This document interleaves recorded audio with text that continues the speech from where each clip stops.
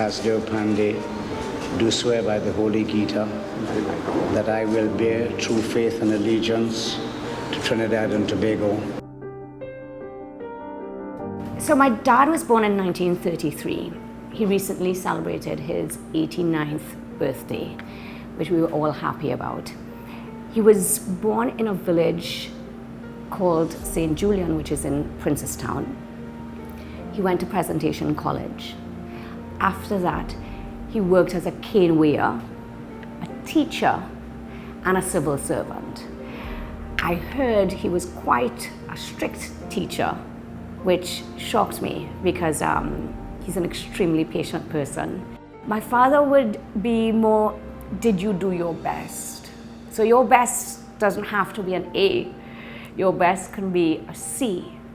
It can be a D, but once you tried your best, try to be the best at whatever you do. So that was the kind of father that he was and still is. He was a bodybuilder, and that one's quite interesting. He loves sports. To this day, he enjoys looking at sport. He then went abroad and he studied law, economics, and drama, for all of which he has degrees in. I don't know if you know, but my father was an actor, and a successful one. He acted in 2 films, Man in the Middle and 9 Days to Rama.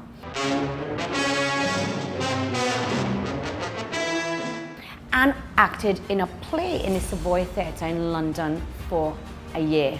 And this really was to help him financially to pay for his studies. Then he came back to Trinidad.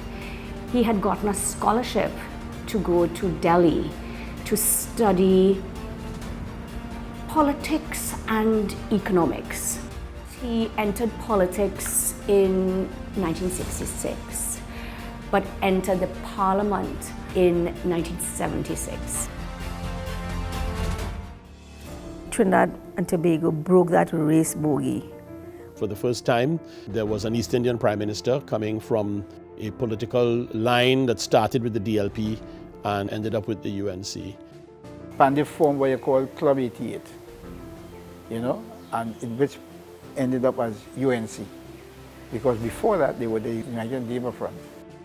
That formation of the UNC gave Trinidad and Tobago a second political party that had the kind of dynamics that could challenge the PNM for power.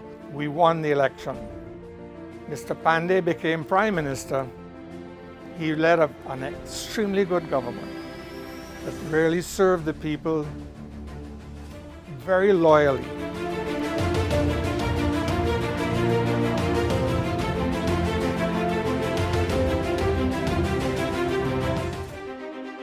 So my father was the Prime Minister for 6 years, and during that period of time, there was a huge legislative agenda where laws were passed. One was obviously the Domestic Violence Act. The other was the Maternity Protection Act. We had the Equal Opportunities Act. We had the Freedom of Information Act. We completed the regularization of 50,000 squatting families to enable them to own the land that they occupied. We built the new airport terminal. He had made himself Minister of National Security for a while, and he was chairman of the National Security Council. But he handled the job very wisely and was able to reduce crime like we had never done previously. While Mr. Panday was Prime Minister, the price of oil internationally was between $8 and $12 US a barrel. Now that's not a lot of money. And yet, with the shortage of funding, we were able to accomplish a great deal. Built a lot of schools.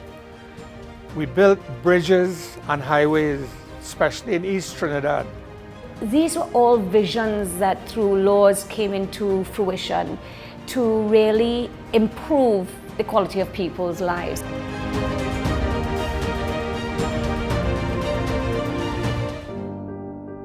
Basdeo Panday, my good friend, he's one of the few or the only that was a people's person.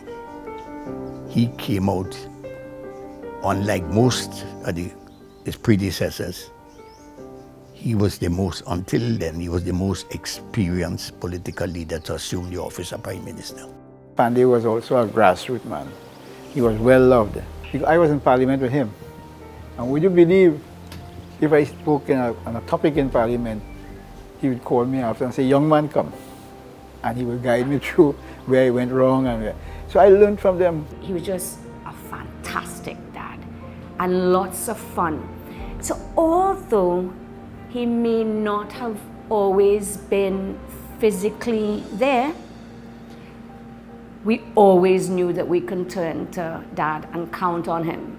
Mr. Panday always wore a military beret to suggest that he was a militant.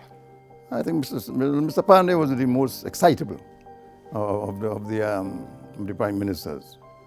Just as brilliant as all the others, just as committed politically as all the others, but it was a little bit more excitable. Why I like Basdeo immediately is because he was all heart and genuine. He's a man that loves humanity.